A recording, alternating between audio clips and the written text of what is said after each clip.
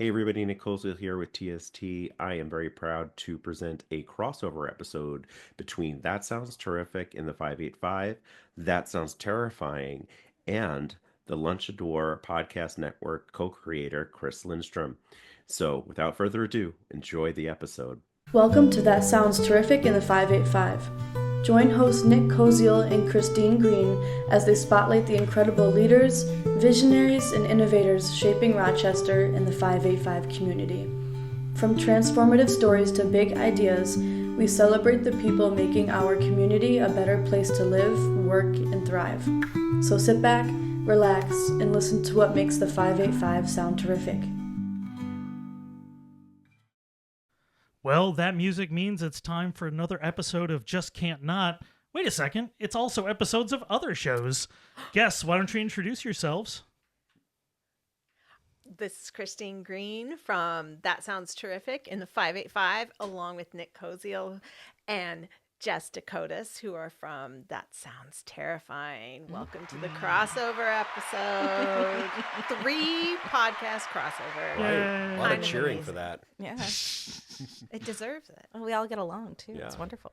And in Yeah. the same room for the first time. Yeah, in it's a long awesome. time. Well, it's got to be a little bit different because I think most of the time you're recording remote for all the shows, right? Yeah, we are. Yeah. Zoom. And it's a very different feel when you're doing a remote interview.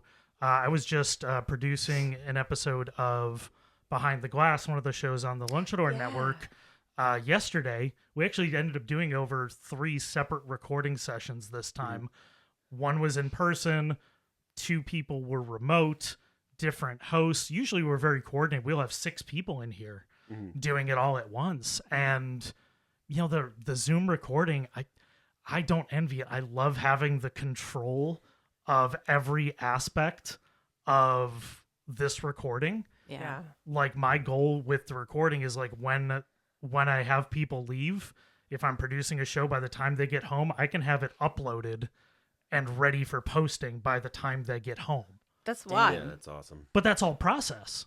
And I have so much control over everything that happens here that I can do it all in pre-production instead of post-editing. Sure.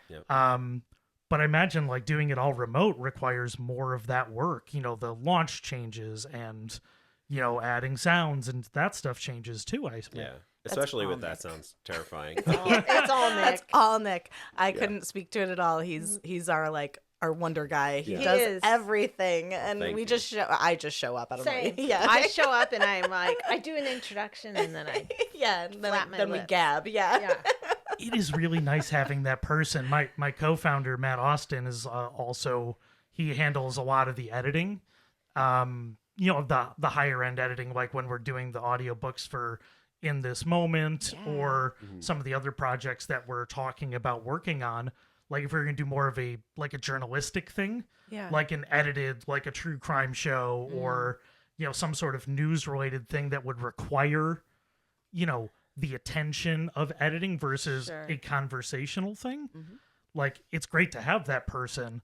Do you like being that person, Nick? I mean, I do if it was my only job, but it gets tough when it's not, right? Same. So, you know, and then, you know, with That Sounds Terrific in the 585, it's pretty simple. You know, you clip the beginning and you clip the, you know, the end, and it's like that early chatter that you have. And a lot of times we do refer back to it, like with our guests and stuff. Sure. But with That Sounds Terrifying, especially when we're telling the stories, we want to have like background music, and then we want to try to like maybe put some sound effects in there. Although Jess does really good sound effects on her own, so sometimes I don't even need to put them in there. I'm like, yes, she made the sound. That's amazing. Hold on, Don't need to wait. add anything. Yeah. Yes. Like that. Like It was Yeah. a dark and stormy night. Did someone make a pig sound on the last one about the sow? I can't remember. I didn't make that, but No. but he put that in. we found that. So like free, like I forget what it's like, freeaudiosound.com or something like that. A couple of the shows, like we have, like I've had my son, like actually, you know, when he was laughing, I had his laughter in there. I've had, Well, you have a pig. yeah. You have well, a pig. You could have gone out there and just been like, "Come here, pig." Some of the, Poke that pig. yeah, some of the squealing, well, most of the squealing was, because I don't like to agitate him, but like the grunting, The grunting was him, and then there was some like really agitated, like, squealing. So we Doesn't want to agitate. They do they have happy I don't grunts. Yes, agitate him yes. either. And people Poor pig. misunderstand the grunts, Yeah. but they got happy grunts. and they have like they call it popcorning. It's especially prevalent in guinea pigs, like where they like pop up and they're like really excited and they like hop around. It's called popcorning, but cute. Pudge will do that too. And actually, since the winter's been happening, he hasn't been outside too much. So not to Wait. get on a total tangent, but he popcorned the other day when he got to go outside. He was so excited because they can't really jump, Buddy. but they like kind of Yeah. hop. Yeah. Wait, can we rewind? Oh, Sure. please. No, like I mean about this pig thing. Mhm. So guinea pigs and pigs are related. Oh, I don't know if they're like related, but like I know like when you think about we've had guinea pigs and I we've can't had believe true I said pigs. So like the guinea pigs will like do something called popcorning, where they kind of like do this like hop thing where they kind of, I don't know. They get excited. Yeah, I'm like a Trekkie, so I think of the Tribbles, like the little shaking Yeah. kind of a thing. I don't know what you're talking But I never knew pigs did it, like actual pigs, until we had Pudge. So they're closer related to capybaras. So, Oh, yeah. I so would love they're- one of those, They're too. big rodents. So Okay. guinea pigs are rodents like capybaras. Yeah, that's what I was like. Wait, pigs and guinea pig. It was very confusing. I mean, speaking of cute animal actually not things, I love like when I see the videos of capybaras where there's pelicans trying to chomp on them, and they're just sitting there, just looking placidly or like closing their eyes like don't they're getting care. massaged. Yeah. Because the pelicans can't eat a capybara; they're just chomping on them. Are the capybaras the ones that throw their young, like if they're threatened, they throw the baby? So that was lemmings, Oh, okay. or where they were jumping off of cliffs. No. Or are you thinking if of? they're threatened? It's in the book. Actually, this is funny. I was just talking about this with my hairdresser today, and it was you're not a bad mom. There's worse moms than you. It's a book. It could be talks possums about- because possums hang on to the back. Yeah. I don't think, it But was they're possums. pretty- they're I pretty thought it was like those durable. really cute. Because capybaras are very Yeah. cute, right? Oh, yeah. It's one of those very cute animals, I could and see like that. it's holding the baby, and then if like something is coming at it, throws the baby at it and runs away. Yeah. It's like that's a bad mom. By the way, Jess, hair That's looks hilarious. great. Oh, thank you. It does thank you, look thank you great. very much. And yeah, I did not shave I it. know that I'm pretty sure the capybaras are also the ones that like can swim with alligators or crocodiles, Oh, and, yeah. like, and they don't attack them. It's like one of the only animals. I don't understand why that would Yeah. happen, right? I think it's So vibes. chill. Yeah, Yeah. I was gonna say they're too chill. It's to just bother. vibes. That's cool. Yeah. I'll just have to remember that if I'm ever in like they're alligator infested water. vibes. It's quokkas or quokkas. Oh, quokkas, yeah. Quokkas. Oh. And some other marsupials Mm. will loosen the pouch muscles, causing their young to fall out, which can serve as a distraction for predators and allow the mom to run away. Run away. Sounds like we're blaming Australians again. So Oh my gosh. It's like Monty Python. Run away. Run away. So I mean, we're obviously having a good time. This Yeah. is, the benefit of having people that do recordings is we just have a good time. Yeah. I don't know. Let's talk about the shows a little bit. So yeah. let's go into the background of, what's good in the 585. Let's talk about that first, because that's, I think how I had heard about these shows before, but that's kind of where I started getting more in tune with what was going on with all the shows. So talk a little bit about that and how this partnership came to play. Sure. Well, maybe I'll Well, start with you the start. history a little Yeah. bit, and then we'll kind of get to where the partnerships kind of happen. So, like way back in like COVID days, a good friend of mine said, hey Nick, you have to start like a movement, right? I was out of the job, I was looking for something, and I'm like, I need to kind of get in front of people. So that's kind of how That Sounds Terrific was born. Like I'm going to feature people, especially nonprofits at the time, that are doing like terrific things in their community, and like, let's just get it out there so that I can also get in front of these people and then maybe get offered a job, right? And then we kind of flash forward a little bit after a lot of like interviews and starting off, and I shared this with you off the air, Chris, like, I used to like read off of a piece of paper like questions like, Bernadette, what is your favorite color? And then like stare and wait, and it was very boring. And in fact, I even redid our first episode. But then I realized that, flash forward a couple seasons, I'm like, we started That Sounds Terrifying, and I'm like, I love the dynamic between Jess and I having a co-host, and I really wanted to concentrate more on my community. I was jumping from like thing to thing all across the world, even with That Sounds Terrific, and I'm like, you know what? I really need to start something where we're concentrating on the terrific things that are happening here in the 585.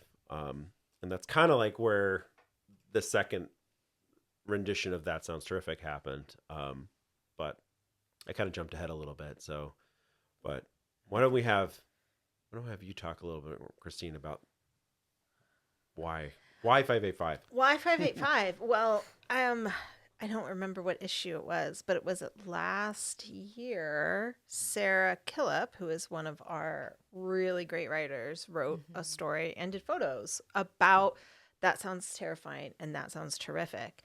And so we had, well, I'll rewind even further.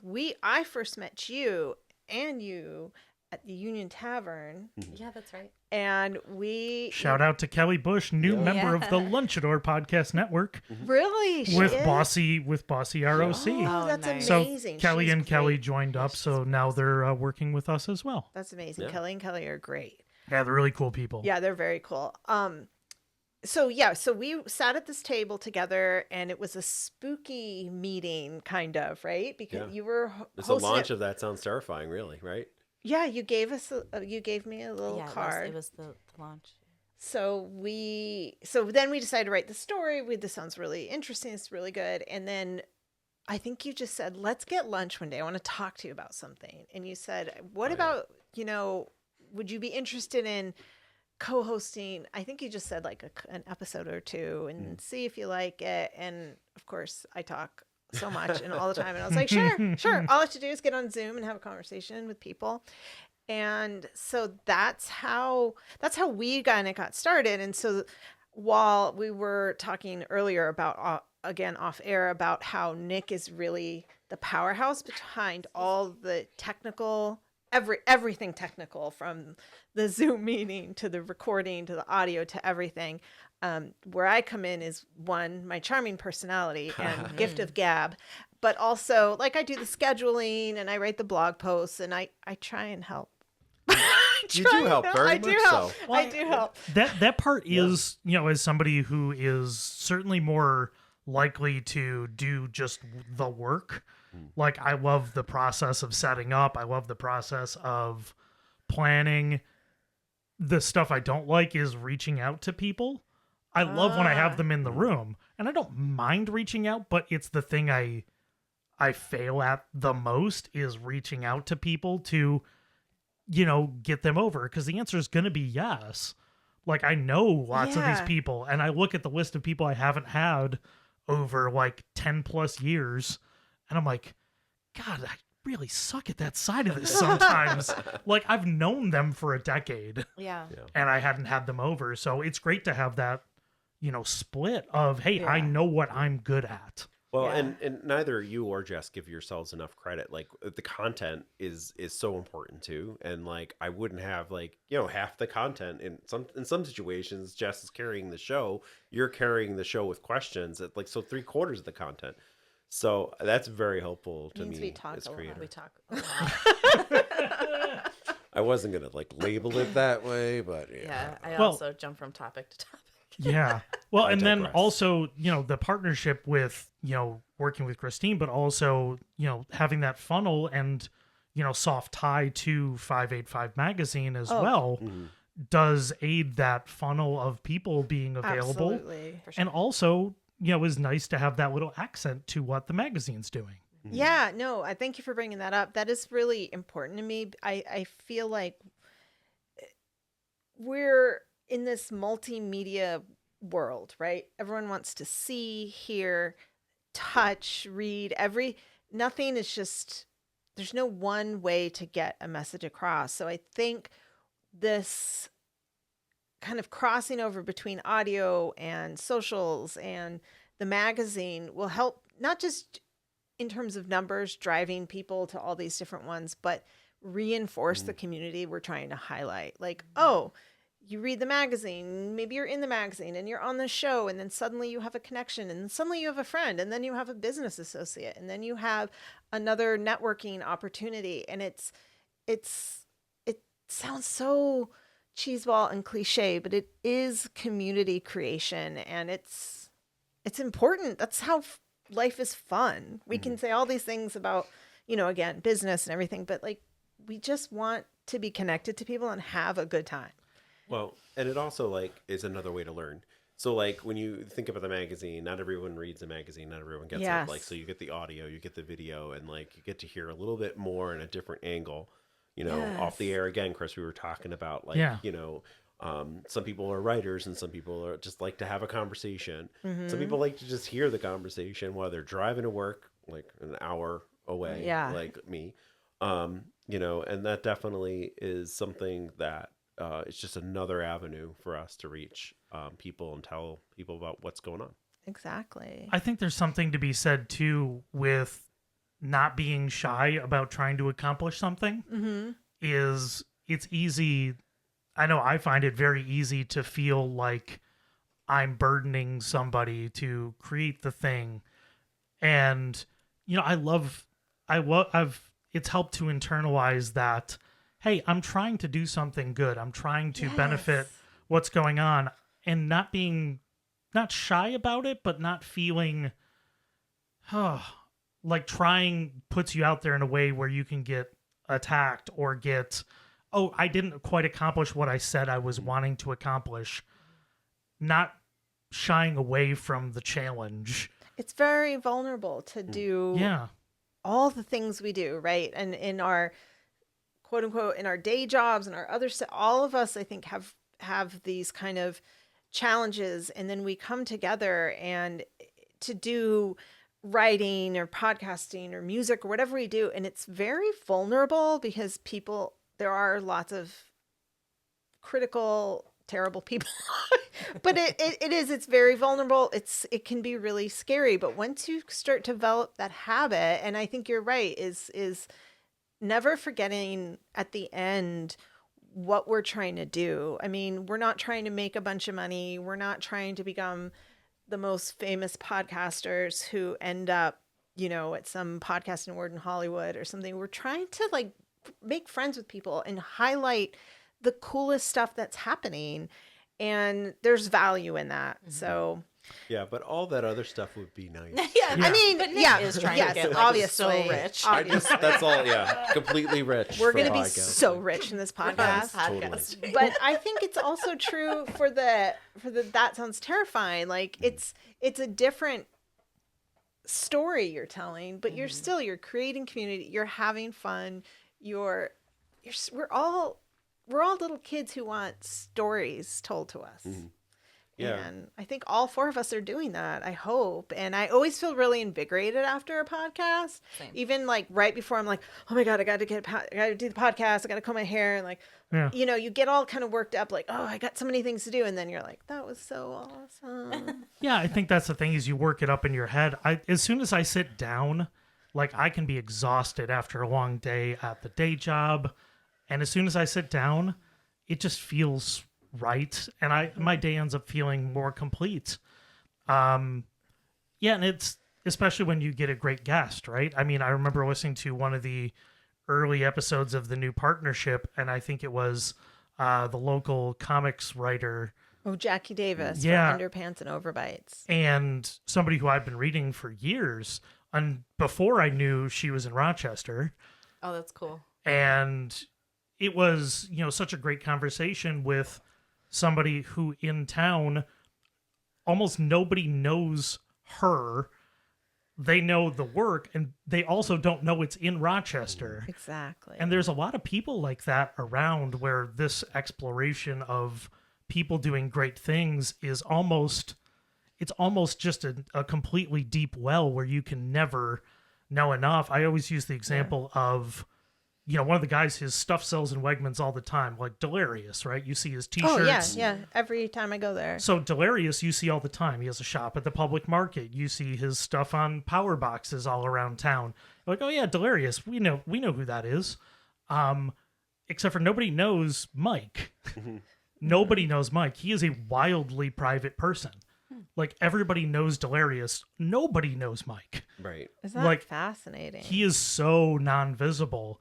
And I love that we have all those different angles here in town where you get the people who are super visible, and I'm so Rochester, and I love them. Like Sean Dunwity is a great example. Yeah, he's great. Or Magnus, part of the network as well. Magnus is such a visible artist in Rochester. Yep.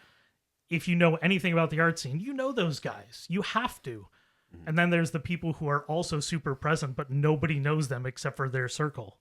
Well, And it's pretty cool. and it's Yeah. interesting that you pulled in Jackie to the conversation because like she has a certain medium that she's in, and like everyone laughs at, like it's basically a journal, a diary of her life, and she's just so incredibly funny on the show, and you kind of hear some of the cool behind the scenes kind of things that are going on in her life and how she comes up with her craft and everything. And it's very interesting. And then you go over to like the other, I call the yin and yang of the shows. So it's like, that sounds terrific. And then there's that sounds terrifying. And it's a lot of times the things you don't want to talk about or discuss or whatever. And I mean, Jess, why don't you tell us a little bit about how like I love we that. came Sounds to be? terrifying. Yeah. How we came to be. Yeah. It's horrible to do a podcast while I have like a thing going on, so I Oh apologize. no, it's perfect for the tone of the show. I have You need things in my throat. more whiskey and you need more colds. I do need more whiskey. Yeah. Hey, we're then we, things are scary. Like Wolfman Jack. Does anyone listening remember Wolfman Jack? Of Anyway, course. sorry. Okay. I saw him in the documentary Weird about Weird Al, Oh, well, there you go. played by Jack Black in that one. There you go. Love feel Jack. It's very if I good. saw it, All right, I would sorry, know Jess. it. No, you're fine. You're fine. Yeah. So I mean that sounds terrifying. Really, just came to be because of Nick. We were at dinner. We talked about it in the podcast too. How we came to be. Where I have. It's so weird to me to say this out loud, but I have abilities of like mediumship and empathic abilities. Not Liam Neeson abilities. No. A special set of skills. I do have a special set of skills as Okay. well, but I'm not going to talk about that on this podcast. We can talk about that at a different time. Ooh, that's going to be a whole other podcast. Yeah, I will find you. Yeah, it is my favorite genre of movie, by the way. Is somebody who was the best. They're out due to extraordinary circumstances. They're brought back in, and they have to kill everybody. That's my favorite genre of God. movies. That'd be a bad part in my show. Jess is back, and now she has to kill everyone. No, I speak to dead people, or I can. I don't do it all the time. It will just kind of happen. I don't make money off of that. That is not a business I do. Don't call me asking for me to talk to your grandma. I will not do it. I do it for special circumstances. And I had this experience that particular day that I was going to, was it just like happy hour or dinner with you and our friend Ashley? Yeah, it was before improv. Yeah, we went before improv. So Nick and I are both in improv. And at Comedy at the Carlson. So shameless plug. Nice. So we had gone to dinner, and I had this experience where the woman who, this sounds weird. So she cleans my house, and she was up in my bathroom, and the lights were flickering, and she was like, "This is so weird. The lights have been flickering all day. I don't know what's happening. I feel like someone's around me." And then all of a sudden I had this experience that I've really never had before, where I've explored my mediumship abilities before. I've talked to the other side. But it wasn't like this. All of a sudden I just got like these downloads of these people, and I saw these people in, it's hard to explain it other than like, it looked like they were in, you know when you look at the sun and you look away, like the green that you see, it looked like that. And I could like physically kind of see that. And it looked like a Rolodex of people that were all with her. And there were people with her, and they all had messages, and they were very personal messages. And she basically was like, oh my God. And I'll just like say that there was one guy that was in particular just saying that he was okay. And I kept seeing like this guy, and he kept saying blue plaid, I'm wearing my blue plaid or something like that. And I was like, he's a bigger guy. He looks like this. I got his whole description down. He looks like he's in a blue plaid shirt. He just keeps talking about blue plaid, blue plaid. She goes, oh my God, I don't know who that is. I don't know who that is. And she was like, wait. And she immediately, all of a sudden, like, knew who that was, looked him up on Facebook and said, this was him. This was him. It looked exactly like him. And he was wearing blue plaid in almost every single picture of him. Like, different blue plaid shirts. It's all he wore was blue plaid. And so that was, like, amazing to me because I had this validation. And I was like, maybe I am crazy, but I'm not that crazy. I have this validation that I was right. So I was so excited to tell my friends, like, and I've gotten to the point where I don't care if you think I'm crazy because I know what I experience, right? Sure. So I told them the story and I was like, this happened. And I think I said, like, I don't care if you believe me or not. Like, this happened, just happened. And so Nick, I guess that touched a nerve. So Nick and I ended up talking the rest of that dinner, and Ashley was just like, I have no idea what you're talking about. I have no idea what you're talking about. We're talking about like lights turning on because Ghosts. you're walking under them and like all sorts of different experiences back and forth. And like, we were pretty sure that we scared the heck out of Ashley. Yeah, but she was fine. She was really fine. fine. She talked to us again. It was yeah, great. she did. But yeah, I mean, I guess I've always had that interest in paranormal because I've always had experiences since I was a kid. So I was trying to validate what I was experiencing. Like, am I crazy? Should I go to a doctor, or am I for real? And you know, I'm happy to say that the doctor said I'm fine, and we need a second opinion. Yeah, and so that was like the start of it. I just and Nick called me like a week later, and he was like, "Hey, do you want to do a podcast?" And I was like, "Heck yeah, that would be amazing. Let's do that." See, I find that very interesting because as somebody who's a distinct unbeliever in everything, you know, I think where my struggle is often is, you know, one, not to an individual, is provability, right? Mm-hmm. Is the provability. I think my biggest concern, as with many things that are belief-based, is people who are taking advantage of others. Oh, sure. Which is why, like, my wife and I have really enjoyed watching some of the old videos of the amazing Randy. James Randi, he was an illusionist kind of guy. Okay. You know, he's a magician and was very honest about, hey, I am tricking you. This is, you know, I'm not performing magic. Yeah. I am performing something that'll make you interested and excited. It's an illusion. Yeah. And he was always very honest about that. And the stuff that he dedicated the rest of his career to was not disproving, but for people who were, you know, taking advantage of people and taking lots of their money and doing these things. He basically said, I have a running $100,000 prize. If you can scientifically prove what is happening, I will give you $100,000. And he did that for years on TV and on talk shows and other things. And I always found the thing fascinating. It's not that, for me, it's the same as almost anything else. It's the same as religion to me and other things, is if it makes you, hey, your experience is your experiences. I can't doubt that. And if it makes you a better person and, hey, you can help somebody else and it's gone well, I'm all for it. Mm-hmm. As long as it's not a deleterious thing for others. Right. And that's my focus. Yeah. And when you mentioned that, is why I felt comfortable bringing it up, is like, hey, I'm not trying to take advantage of somebody. I'm not trying to leverage their money, but that's where a lot of that stuff goes. Right. Mm-hmm. Whether or not, you know, this is where you get into real charlatanism, where people who are purely doing, you know, the cold reading tricks and everything else and taking advantage of people who are desperate. Mm-hmm.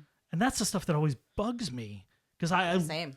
Yeah. And I think that's, ethics is first, regardless of anything else. Yeah. And that's, you know, ethics should be first in all points, right? And also, Yeah. I'm a realtor, so Yeah. ethics are first, right? Absolutely. Because realtors don't have a good.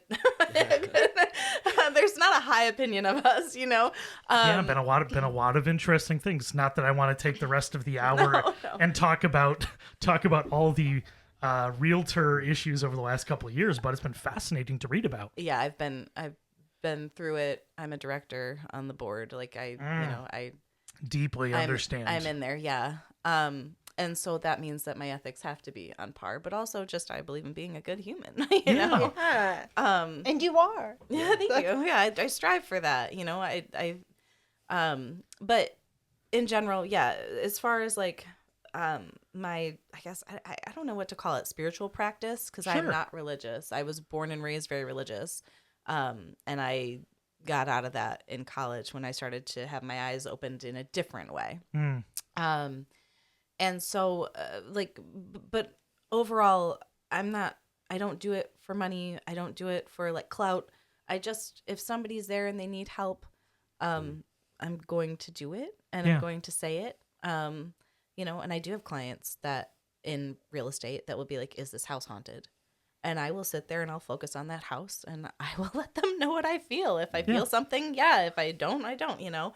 You know, and I guess in a lot of ways that could work against me in real estate, right? Like, this house is haunted. You do not want it, you know? Like,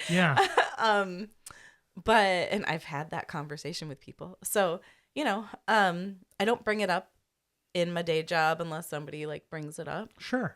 But yeah, as far as like That Sounds Terrifying, I've always loved, like I said, spooky stories. And I loved that Nick loved spooky stories. And, you know, I listen to podcasts like that as well. And I thought, God, how fun would it be to do something similar, right? And it could be just like local, but we've talked to people internationally and it's just so cool. Yeah. And we had Christine on as well. Oh, it was so fun. It was fun. I would do it anytime you guys want me back or something, because it's just fun. I love a spooky story. I love having spooky experience. Well, I shouldn't say that. You say, I love having spooky experience. Then you have an experience. You've now invited it into your life. I got protections. I know what I'm doing. I'm not, I think if you listen to our first story on the podcast where we talk about our own experiences, that experience that I had where I saw what looked like a little boy in my own bedroom really made me feel like, before I just wouldn't talk about it as much, right? I like spooky things, whatever. I like ghost shows, but I wouldn't say like, I didn't want people to think I was weird. You know, I'm actually pretty like, I don't know. We still struggle with that now. Like sometimes we'll talk about like, should we put this on LinkedIn? Yeah. You know, like should we talk about this? And I have cut things out, like, you know, saying, oh, maybe we shouldn't talk about, you know, and we probably shouldn't, but it's just like we're still learning that comfort level. Right? Yeah, but I just there's a line, yes, and I'm very professional, and you know I do all these things. I'm in a band, I do improv, and I don't really put it out there. But after that experience, where I saw that ghost boy, I was like, I don't care who knows. I know what I saw. I know I was wide awake. I know, you know, and I was like, that was kind of a launching point for me to say, like, I do not care what people think. If this comes up in conversation, I'm telling it. Well, I think what we're going to do is, I don't care what people think either. We're going to go commune with the ghost boy, and we're going to be right back. All right, we're back with the second half of our conversation. We're going to talk more. That sounds terrifying. And then we're also going to have the tables turn, and everybody's going to talk to me about different stuff. And I was just mentioning in the break that sometimes I love the challenge of not knowing the questions or what people are going to talk about during a podcast. I know it can be scary sometimes if you don't know what's coming up or you don't know too much about them. Sure. I love sitting in the producer's seat sometimes, and even as the host, I love the challenge of not knowing what's going to come out of somebody's mouth and then pivoting and talking about something like, I didn't know I was going to bring up the amazing Randy today, but like, it's also, I love that wide range of knowledge that can be so fun to jump around in these kind of conversations is such a delight. And that to me is the crux of lifestyle journalism.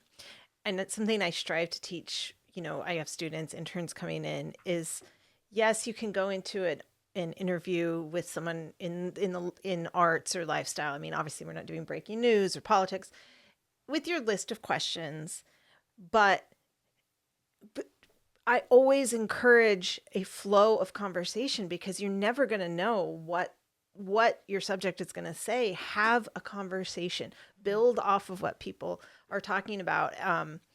And sometimes it's a learned skill for people. I, as you listeners have probably figured out over the last half hour, can talk all the time about anything, but some people it's really hard. But I think it's an important skill in podcasting, in writing, in community building, is being able to have a conversation. Absolutely.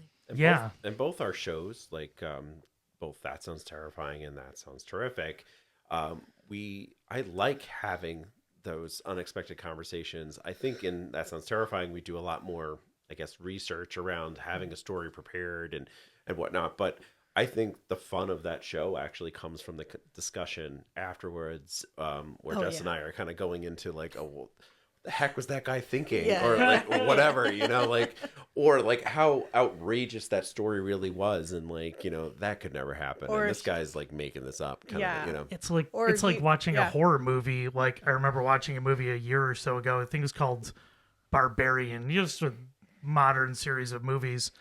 And like, basically they keep on going down deeper into this basement. Like, I don't know what's down there. I'm like, don't go in the pit. Don't go in the pit. If you keep going down in the pit, something bad's going to happen. If there's a pit in your basement and there's stairs to an unknown spot, don't go in the pit. Oh, I don't know. I think I'm going. You know what? I often end up in places. In the pit? Where, in the pit. I'm like I got last Shout week. out to the U of R. I was in... I'm dying to talk about this. If you guys want a short story. Yeah. Does everyone want a short story? Let's have a short story. I am in New Orleans, and this was going into the pit. So I love going to cemeteries. I mean, I'm obsessed with cemeteries, as you two know, because I was on the podcast talking about my cemetery obsession. So I'm in New Orleans. We go to Metairie Cemetery, where Anne Rice is buried, and we couldn't find her mausoleum, so we go into the big mausoleum, which is called All Saints Mausoleum. It's one with 9,000 people or whatever. And I didn't get lost, but almost, like, I got kind of separated from my friend. No one was in there, and I kept turning corners and coming to a wall, and the smell in there kept getting worse and worse and more upsetting. And then when I finally found my friend, and again, it was like, I felt like if an audience was watching me, they'd be like, no, go left, because I was getting really weirdly panicked because the smell was so awful. And then my friend was like, I don't smell anything. I'm like, oh, it's dead. I smell death in here. It is not okay. And I can still smell it in my head. So, but I'm the one, I go in the pit. I'll be yelling, don't go. And I'm like, I was in the pit. I kept going. It was bad. There's my story. We needed that in the last episode, Jess. It hasn't aired yet, but we talked about that sound. I'm looking up. Hold on. There's something. God, it's all the clairs. There's like, I think 5 clairs. Psychic smell. Claire. See, that sounds like a very 90s band. 5 clairs. I know. I was like, the 5 clairs. Who are 5 clairs? Claire salience. Claire salience is when you have the gift of smell, and like you can smell, like if grandma's perfume was roses, you can smell roses. That's me. Yeah, so that's it's actually more rare than like clairvoyance. You can have more than one Claire, but I have clairvoyance, I have clairaudience, which means I can hear, and I can see, and so Claire salience is the gift of smell. I definitely have that weird sounds smell like you thing. have that, and taste. You can, like, if some people can taste. I find that interesting about the smell thing, because the smell is like what brings memories back to a lot of people. It does, For sure. Stuff like that. Oh, so, I write about that being the smell. rarest is kind of funny to me. And then of course, some people, it's very visceral, right? Yeah. I mean, when they like, it's like when I talk about, my wife's better at everything that I am naturally. Like, she's a naturally better taster than I am. She's naturally a better writer. She's a naturally better talker than I am. I've practiced a lot more. You love her. That's such a nice thing. She's so talented, but it's one of those, like, she's naturally better at that stuff, but then you practice and you do this. But I also love sitting down to taste with her because she'll bring out a tasting note like, oh, this reminds me of like the summer of 1999 when I was swimming in this pool. I'm like, great, that's really specific, and I love that it's a fun experience for you. But I like isolating. I'm an analytical person when it comes to that. But I also love that all these things can be experiential. Yeah. Right. And that you have to like what you like. You have to experience what you experience. What I was kind of wondering before we pivot on to me talking a lot more is, how do you decide what topics you want to talk about on a show like that? Because the world of Terrifying is vast and differs for every person. Mm-hmm. Like, how do you decide on what you want to talk about? Do you want to talk about it, Nick? I feel like I've just been talking. No, I mean, I think you just talked about it. It's sort of random. Mm-hmm. Like, sometimes we do have a plan and we're like, we're going to talk about this. And then like the last episode that, hasn't aired yet, but it will air before this one does. Like, I'm like, I found a Civil War story again. And I'm like, this is awesome. So it can be very random, or it could be what we're feeling. It could be based on, like, one time I think we selected a topic because we were at improv and we had experience about the glass, right? Oh, the glass. Yeah. That just suddenly like fell or it lifted up and flew at Comedy at the Girls. Wait, you both saw this? So the whole group saw this. Yeah. The power of radio. Right? Yeah. And so we just said, like, okay, Fred. Like, we just named the ghost Fred. I don't even know what it was, but we all saw it. It was just a glass. And like, I went over there because I was like, I thought it might be like, oh, it was just, when it's like too wet, and then the glass just floats on it. Mm-hmm. It wasn't like that. Yeah. It was literally dry glass, up, throw. Mm-hmm. Like, all of us saw it. And it was just so weird. Like, all the people facing, because I think we were in a circle, but all the people, like, we were all just like, what the hell just happened? Yeah. And it was like, it wasn't right off the table. It was like feet from the table. Yeah, it was not a fall. No. And again, sort of to kind of answer your question even more, because sometimes we have someone like you or another guest comes on, or someone that encounters, and like, we got to have them on the show and they can appear immediately. Yeah, so that's super fun. Yeah, like my drummer in the band I'm in, he was like, I'm totally into that, and he had great stories. My favorite thing that happens with our podcast is when we're just both like, oh, we gotta like pick stories, and our stories, we don't talk about what the subject is, but they line up. They're like similar in some way. Like the other day, the one that isn't released yet, we were both talking about trees. Yep. It was weird, but that's happened more than closets. It's more than once. It's crazy that it happens. So, but Chris, we do want to talk about you. Yeah. Oh, we're not going to talk about Loraxes. I thought we were talking about who's speaking for the trees. The ghosts are speaking for the trees. Yeah. Oh, okay. Yes, but I mean, I guess we got connected at the 585 release party. Right, you came up to our table and we were excited because, like, hey, people are coming up to our table. But I guess maybe we'll just start off with about us a little bit more. But like, what made you interested in reaching out to us? Well, I think for somebody that's ended up doing this for longer than, like, not as consistent as I would like to be, but I looked back. I think my first episode was in 2013. Wow. So I remember slapping a phone on a table at the commissary for the Brick and Motor and Macarolin food trucks, which was directly across the street from where I used to work on Emerson Street.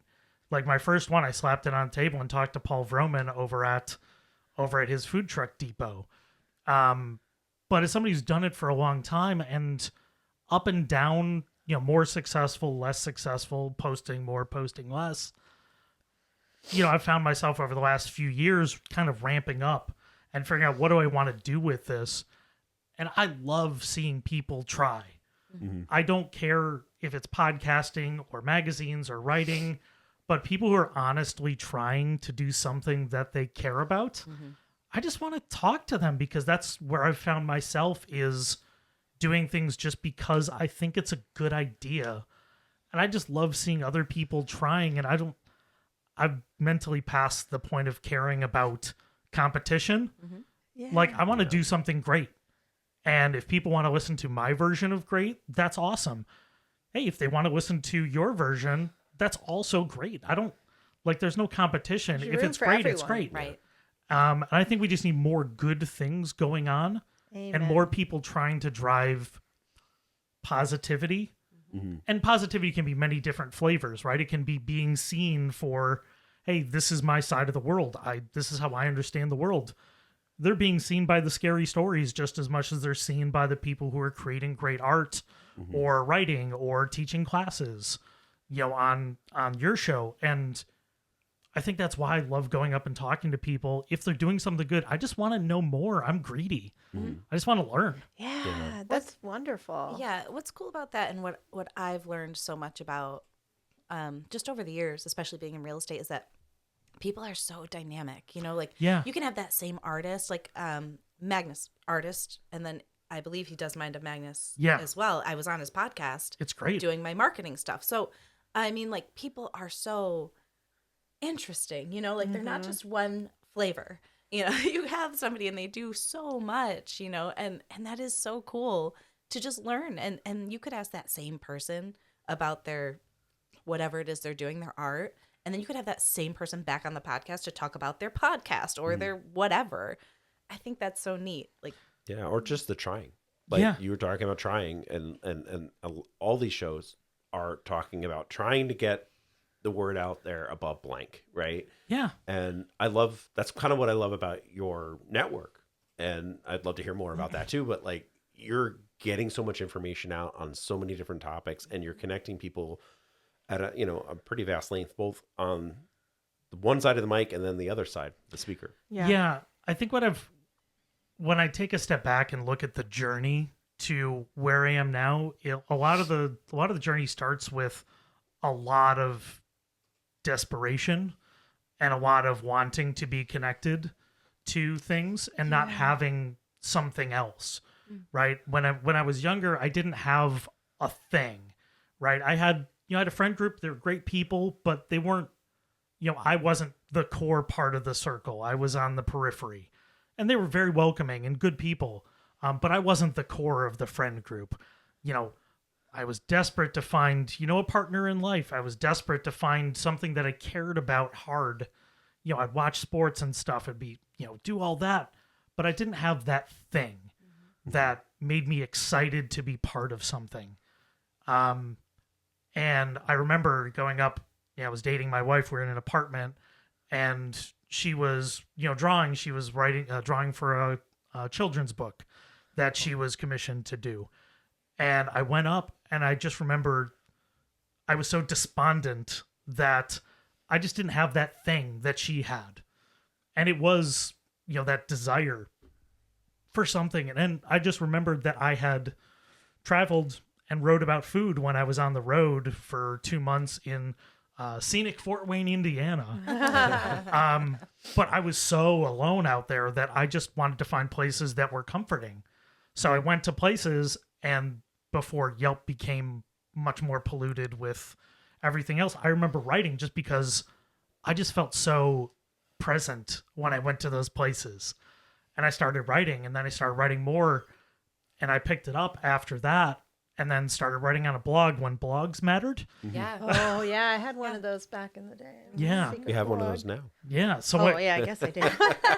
yeah. So like when indie blogs were like Yeah. a No, I know what thing. you're talking about. And Oh, it yeah. was, I started writing, I got picked up to write restaurant reviews by city because I was doing full-length restaurant reviews just on my own. I was doing Nice. full-length detailed reviews just because I felt like Yeah. I needed to do it. And then, over time you start getting more integrated and you find the things that you care about more. And what I found over time is that doing the work and participating in the place that I'm in, giving to Rochester has given me so much more back than I put into it. Feeling like you're a part, like you're trying to highlight things. Like I could write about fine dining all day if I wanted to, but the stuff that made me feel best was writing about the small minority-owned restaurants of Rochester. Yeah. And that was the stuff that drove me to want to do the next one. And yeah, it was one for them, one for me, right? Because people want to read about the fine dining spots. They want to read that stuff. But I wanted to write about, El Pilon Criollo, or, write about a Jamaican spot, or write about, this specific place that's doing this specific thing. So all that to be said, everything I do now is focused on helping others get that same feeling that I have about doing this. And hey, I ran a restaurant service for 3 years called Nominate because we wanted to do that and help small minority-owned restaurants. That was great. We got to help them with putting money in their pockets. Now I get to work with 13 other creative people, creative shows that are trying to get their voice out to their community. I get to mentor. I get to sometimes just like, hey, you need a place to publish your thing. Let's go. Let's get it done. And now I get to do both sides. I get to do my show. I get to produce like 4 or 5 of the shows. And I get to sit here and people come to my house and I get to listen to these amazing stories. I get to hear people talk about their artistic process. I get to learn about photography, in the shadow of the Kodak Tower, that we all live under here in Rochester.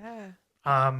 I get to learn about all of these things, and it all comes to me. What a luxury. I get to sit here and be confused about somebody talking about something I've never heard of before. And I get to ask the question, what are you talking about? Yeah. How fun is that? Yeah.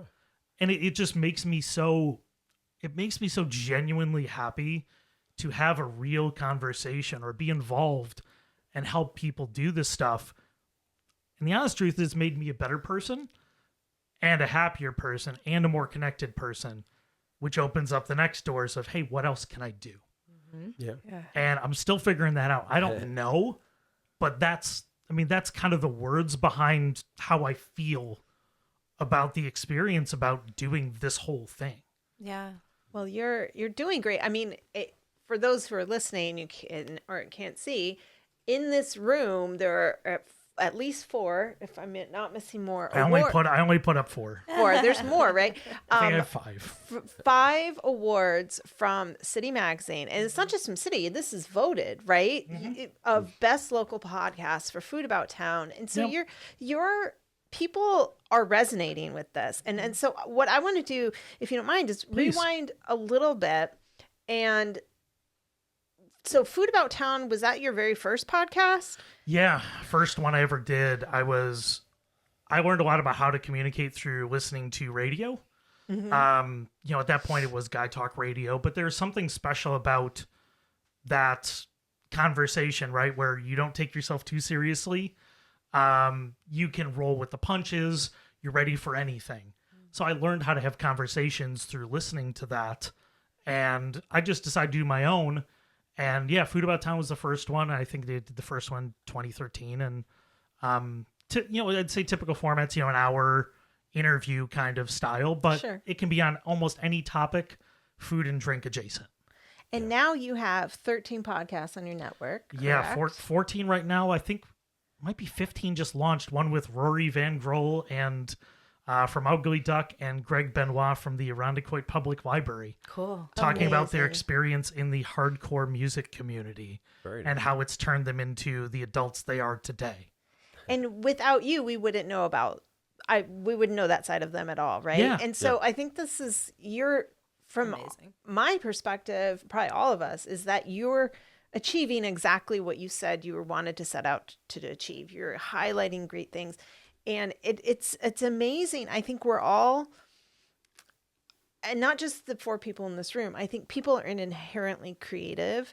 And whether that creativity is just, picking out, your fun outfits, or playing games with your children or grandchildren, or writing a novel, if you tap into that, which I think you've done here, you can create something wonderful, and you require less validation the more happy you are. Not to say people still don't strive for it. I know I do, and I fight with myself about it. I think we all do. But from our perspective, this is really awesome. Like, I feel very privileged to sit in this really amazing room talking to you about what you do for the community. Well, and I love that too. Like, I love being able to bring people together and feel like they're having a special experience here. And like when I mentioned before, the being not afraid to not fail, but like, my co-founder will make fun of me for using the term because I end up using too much, but do the bit. If you say you're going to do the bit, like commit to the bit, right? Yeah. Show up, right? You're talking about improv, right? Yep. Right. Improv works when you commit. Mm-hmm. If you're halfway in, people notice. Exactly. They know that you're uncomfortable. At some point, you have to say, I'm doing the bit. Yeah. I'm doing this thing now, and I'm going to do it all the way. And then I'm going to do it 10% more than that. Yeah. And then people buy it. Mm-hmm. Right? I mean, I love professional wrestling, right? I love watching it. And it's better than ever because they're committing to the stories. Mm. They're making it real. They're making us feel. Like, make somebody feel something. If I want people to walk in here and I want their first reaction to be, the fuck do you have this in your house for? Yeah. I want that reaction, right? And before I just had it on a small table, like, you know what? I want to bring the heat. Mm-hmm. Like, let them feel like they're coming into something special. For sure. They deserve to feel like they're coming into something special. And it's not about me feeling special. It's about me making them feel like they're doing something special. Yeah. And when you came up to us at the table and like, I can't tell you, and I'm sure you've had this too. Yeah. I can tell you how many people come up to me or over LinkedIn or whatever, say, we want to promote your podcast. We want to be on your show. We want to like, and I'm like, I'm so turned off from it. But the genuineness that you express, like through like the passion that you have, I'm like, hey, I wasn't worried with you. Like, I wasn't worried like how much this is going to cost me, how much, like all this stuff, but it definitely comes across when we meet you in person, and you can hear it when we listen to your shows, and like, you just really want to get the word out there. And in a way, you're like, even though you know sometimes nothing about what your guests are talking about. Yeah. You're the teacher. Yeah, and I think of an analogy that I was talking to somebody who I don't see very much anymore, but, love the guy, love his, his wife I knew from college. I knew him from college, and they're truly great people. And they had come back, and, I'm the same person as I was when they left, but I'm a different person. I'm an evolved version of who I was. And I was talking about all the things I was involved in. This is a few years ago, before, I think it was like 2019. And he asked a very honest question, right? The kind of question you don't ask to somebody you don't know really well. Yeah. And I think I was just remarking on how I was at somewhere and just talking to somebody and just like learning about them just because. It was random happenstance where I talked to somebody. And the honest question he had was, how do you care about what they're talking about? And because he's a very analytical guy like I am. And my honest reaction was, I think, and I won't say everybody because it's not everybody, but almost everybody has something they really care about. Yeah. And if I can get them to talk about the thing they really care about, then how could I not be interested? Exactly. Right. That is the nail on the head is, I said before that we're inherently creative creatures. I think we're also, we're students, a friend of mine many years ago, she's passed away. She was older. She was my friend's mother. And I'll never remember, I should ask my friend, but in her bathroom, she had this framed, excerpt from a book, and it was Merlin the wizard talking to somebody, like a little kid or something. I don't know what book it's from. And he said, the kid was saying he was in despair, upset about something. He says, and Merlin says, when all else fails, learn something new. And every time I would go in that bathroom, I would learn something new. And you don't have to suddenly make it your life, but you can get really involved. For example, Nick and I talked to someone recently, Susan Kavanaugh, who she's into tech and women in tech and all this tech stuff. And it is so far removed from kind of my life and what I do, But yet it was so fascinating because she was so passionate and she genuinely was like, let me tell you, let me teach you this thing. And I'm like, all right, let me be a student. And I think that's a position you've put yourself in, is I'm going to be a student. You teach me. Yeah, and I also love the challenge of knowing enough about enough things to have a legitimate conversation on almost any topic with anybody. And I don't need to know 90%. If I know 20% or 10%, where I can bring up something to show them that I'm ready. And it's part of respecting just everybody. I just love having that ability at this point to be able to, and it's not about the know-it-allism, it's about, I really love that challenge of being able to just absorb enough to have that 10% to show that I care. Absolutely. Right? Like I'm not an expert wine taster. I'm pretty good, but I know enough to start the conversation with a high-level trained sommelier where we can taste seriously and they can teach me something. Yeah. It's about respecting the people around you enough to know something, to say, hey, I want to be there. I want to be there, not just being blank. It's both. And sometimes, yeah, I will get thrown off base. I'll use an example on one of our shows, Behind the Studio Door, hosted by Molly and her partner Christian. It's really talking about artist process. And she was interviewing one of her very close friends who was talking about, movement and expression of feminine rage. And, that makes sense. It's not my practice. But then they were talking about evolutionary astrology. Those two words make sense to me separately. The combination of them makes no sense to me at all.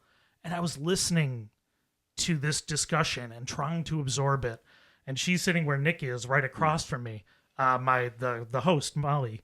And she's watching me furiously type into my computer, like, all right, who's the expert in this field? What do they do? What are they talking about? And I'm listening and I'm searching because I want to ask the question. I don't know what the question is, but I want to know enough to ask a question or be able to formulate a question. And it took me 40 minutes into the episode where I wasn't talking at all, because in that show I'm like a 10% producer on mic. I got to ask a question that it took me almost a minute to ask it.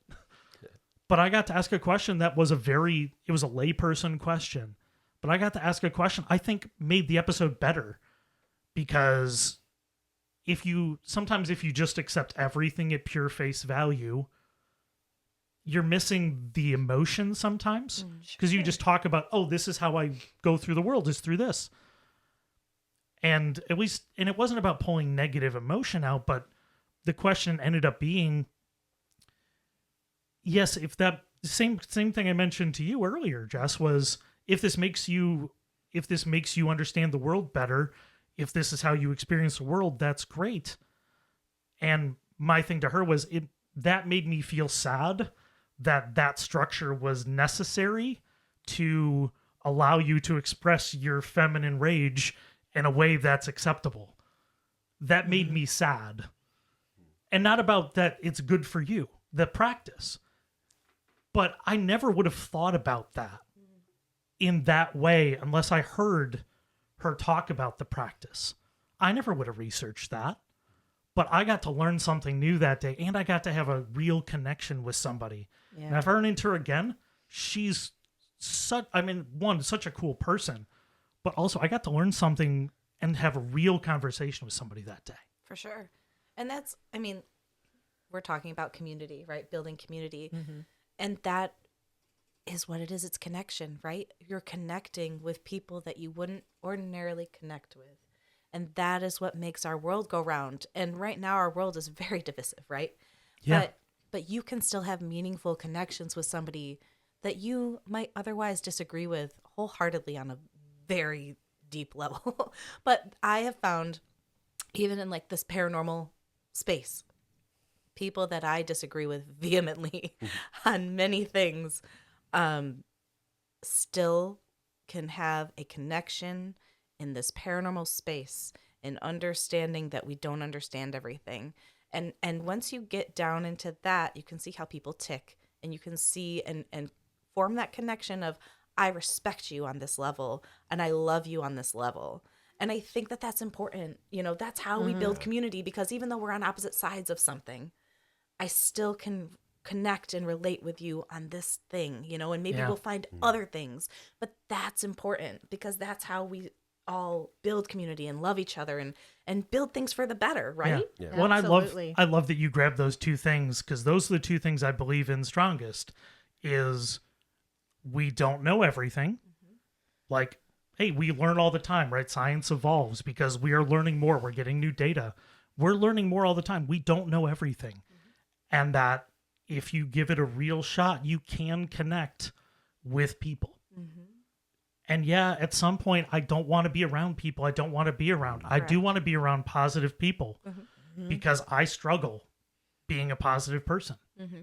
And being around people who are trying to make things better makes me feel like it's okay to be positive. Of course. Makes it feel like it's okay to be positive. And not that I'm brutally negative, but I'm a brutal realist. And I live in that world. But being around people who are trying to do something good, being around people who are helping their communities that need the help, or getting the different, diverse voices out, I feel better. I feel like I can be more of a positive person. I can be a better husband to my wife. I can be a better member of the Rochester community because of the people I've surrounded myself with. Yeah. And it's not about me. It's about everybody making each other better together. Yeah, absolutely. Yeah. And I was just going to add, like, what I love, and even being a part of your interview style, what I love about your style is that you're able to, like, open a door for the interviewee to kind of share their knowledge and stuff, but also you kind of meet them at their level. If they can't come through the door, then you're opening a window, and it might be just a crack, it might be wide open, or you're finding like you're just putting a hole through the house to kind of like get that question out there. Sometimes. And what I love about it is that, like, sometimes they are these like really pie in the sky like questions and ideas that you're putting out there and getting them to talk about their craft, but also you're connecting with the listener on the other end that might have the most basic of questions and not know the answer to that. And it's just such a great balance that I've like felt all through this interview, first of all, but like, but I've heard through some of your other shows. Yeah. I want to make sure people feel like they're being taken care of. Absolutely. And I use that as it's a real statement of hospitality. Like, there's people who I adore in that industry, obviously, since I talk a lot about that. People who know how to take care of you. I want every guest to come in here and feel better than when they came in the door. Because people come in nervous, right? And when we do a panel show, I'll prime them all. I'll say, you're going to start off quiet. And then you're going to forget that you're doing a show. And by the end, I'm going to be lowering your levels. You're going to get louder. You're going to be talking to the person next to you. And you're going to feel like we've just had a great conversation. And almost every time, that's exactly what happens. One, yes, I am priming them to know that that's going to happen. Not as a psychological ploy, but it's priming them to be ready. One, because it would happen regardless. But two, because I've told them, then they feel more comfortable and the ramp is easier. And all of those moments where I get the chance to, hey, some guests aren't as voluminous talkers as others, then I put in a story. And it's to make them feel comfortable that they can tell a story. And it's all about the flow, because it's not my story I'm telling that day. I want them to tell their story. I'm happy to tell my story. I'll talk forever. But during those, I do talk more in some and less in others. But that's all like in aid of the guest that day. And sometimes it's, hey, I'm setting that I know how to talk technical about this food thing, so they feel comfortable going into the weeds. It was on our coffee show, Dialed In, formerly Level Up. We were interviewing a new coffee shop called Elvio's. It's going to be opening down the street from here on Empire. Portuguese themed and roasted by our friend. Heard of I heard that. of this too, yeah. Yeah, so Wade Reed, who's one of the hosts of Dialed In, head roaster for Aporia, part of AM/FM Coffee. So he's roasting for them as well, and we got to have a wide-ranging conversation.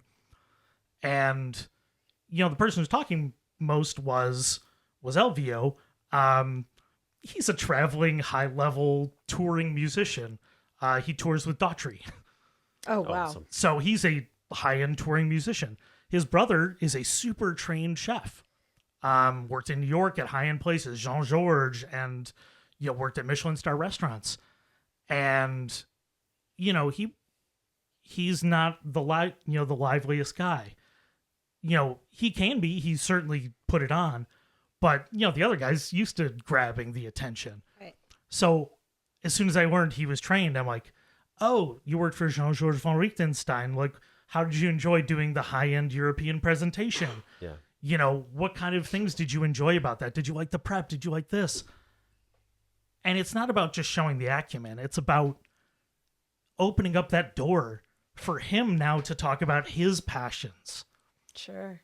Yeah. And it's those little moments, right? I love that. Yeah. I really deeply appreciate that you notice that, because it's so on purpose. And the idea is you want it to not feel like it's on purpose. Well, it comes across really naturally. Yeah. And honestly, we might not leave. So like that might be we feel very comfortable Yeah. here. Well, yeah, Surrounded you're by a booze. genuine person, which is Yeah. what aids in all of that, right? Because people Absolutely. can see through that, even if people aren't people. You're not a people person. You will still get a gut feeling, right? Yeah. Of like, I don't feel like this person's being genuine, like you said, Nick. I just, I feel comfortable, genuine, and people sense that, and people know if you have their best interest at heart. Yeah. And there's nooks all over this house that you might just be comfortable in without having to interact with anyone. So there's lots of options for us to stay, is what I'm trying to say. Yeah, I was gonna say There's a lot of alcohol right there. Well, Yeah. that's also what I said. We're surrounded by booze. I'm gonna say I'll get my wife down, and then Yeah. everybody likes her more than me, and rightfully so. She's way nicer than me. She's way more creative than me. But that's also made me a better person, right? Like, I can be harsh and analytical at times, and having somebody who is more emotional and attuned to that side of the world. And now I get to go to furry conventions all over the country. Oh my gosh. And I know it's about that amazing. community now. And I never would have gone to one of those. And I don't participate that much, but I get to be around all these people trying to be their best. They might be awkward. They might be trying to figure out themselves, but they're trying so hard to feel comfortable and to be their best person. How can I not be inspired by that? How can I not feel like I'm involved? And yeah, I have a furry character that's designed after me. I don't want that. Oh my gosh. But it's a a great character. That's And it was Does the well character designed. have a name, or is it It's just my name. Chris? Yeah, it's just Stromy, yeah. My nickname. But yeah, That's awesome. but being open to, hey, I go to those things now, and hey, I have people I recognize at them now. Right, And they know me. right. But it's just about that. It's an honest, real connection. Who cares? Like, you having a good time? Are you hurting anybody? That's No. exactly it. Reserve. People have such strong opinions or judgment, what is wrong with somebody just wanting to be happy? Yeah. What is wrong with somebody just practicing what they want to practice, to do what they want to do? It's not hurting anyone. Yeah. I don't understand. However, that's when it gets important to talk to those people who have those judgments. Yeah. Because you can open their eyes in a different way of like, that person, I connected with them on a personal level. And then it starts to be like, oh, not all of them are, worth, judging. And then there's a little crack, right? Like just that little crack. Yeah. Yeah. Well, I think that's the real thing, right? Is I think there are people who are bad actors. I think there are people who are genuinely not doing good things. But Agree. these little monsters who are dressing up in costumes and having a great time, if you go and you see the smiles on their faces, Right. how do you think that's a bad thing? I love, I genuinely call them monsters when like I'm with the dealers because my wife sells at them. So I'm around mostly her friends who sell. And I hear her chatting or playing a game with them. I'm like, hi, monsters. How you doing? I just walk away because they also know me now. Yeah. And they made a meme about me that says, I'm remarkably pleasant given the situation. And it's a polar bear just soaked and looking weird. And I love that they see me too. Right? And that makes me feel good that it's not my community, but they're part of my life. Yes. And that if other people are seeing that I'm trying and that I really care about doing a good job with what I'm doing, that means I think I've done the bit. Yeah. Yeah. I've done the bit. Yeah. Well, it's interesting because like years ago, I worked at another college, and we had hired a student to be in the mascot outfit because we were going to take a whole bunch of different photos of this mascot, and they didn't show. So who got to go in the mascot outfit? Me. So I was Blaze the Dragon, right?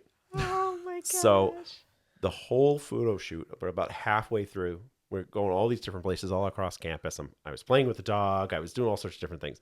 And I realized I'm smiling, like, for every photo. Like, so speaking of the furries, they can't see your face, right? So I'm like, hey guys, I'm smiling.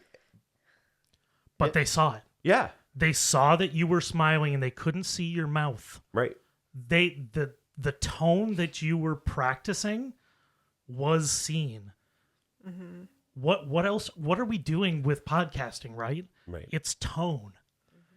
If you get the tone out, right? If people feel your intention, they can't see your smile, but they knew you were smiling. You could tell you were smiling from the pictures, and they couldn't see your mouth. Yeah. What are we doing? We're doing theater of the mind, but it's all about Hive mind. feel. Just thinking that too. Like, we're in the same level. Right. That's what we're doing. But that's storytelling and writing. Yeah. You have to make them feel with the words. And I think we're such, again, I'm not sure if I said this off air or 40 minutes ago, but we're all little kids who want to be told a story, but we want to tell, when you have little kids, and mine are not little, but they're like, I gotta tell you, and there was this puppy, and then the kid on the playground pushed me down, and then I didn't cry. And we're from very early, we're desperate to share experience. And so I think that's one of the appeals of podcasting in general. I think of the podcasts that I really like outside of these local ones, like the bigger national ones or whatever. And I think about them, and it's because I feel like I'm in the room, or that they're not just reading the story. They're telling me a story. I'm in the car and I'm like, wow, that story, or that crime, or that like joke those two people told each other. They're telling it to me. And it can be a really safe space for a lot of people who don't have personal connection. It could feel really friendly when you're struggling. So I think there's some people just like, oh, it's just a podcast. It's just, a bunch of people talking. I'm like, yeah, it's a bunch of people talking, because that's what we want. It's what we need. Mm-hmm. We're all trying to just be heard. Well, speaking of being heard, let's get the plugs out so people can listen to all of our shows. Yeah. People that are hearing some of our voices for the first time. Let's get plugs out. Let's go from start to finish. Start to finish. Well, you can definitely hear our shows, at thatsoundsterrific.com or thatsoundsterrifying.com is probably the easiest way to find us. Sure. And of course, on all of your favorite podcasting. Yes. Where you get your podcast free. I mean, all of them, Spotify, Apple, whatever. Just Google us. Yeah. And then tell people where they can find 585 Magazine, how they can subscribe so they get it whenever it comes out.